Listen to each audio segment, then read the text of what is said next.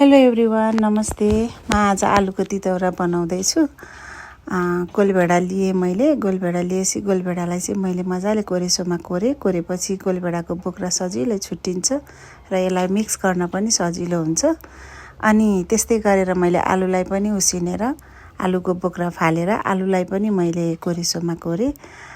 आलु कोरेसोमा कोरिसकेपछि गोलभेडा र आलुलाई मजाले मिक्स गरेँ साथी हो। त्यसरी मिक्स गरिसकेपछि चाहिँ डल्ला डुल्ली केही बस्दैन हामीले कोरेसोमा कोरेपछि।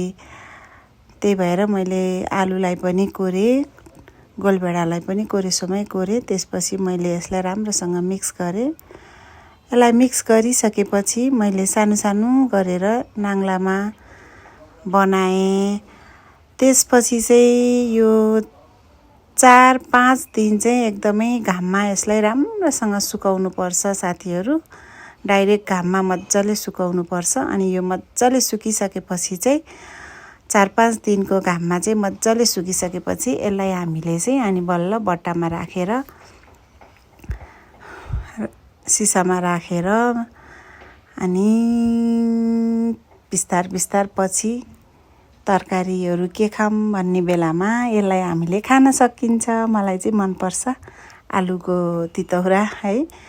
गोलभेडा अनि गुन्द्रुक र आलुको तितौरा राखेर भोलि पर्सि तरकारी खान मिठो हुन्छ।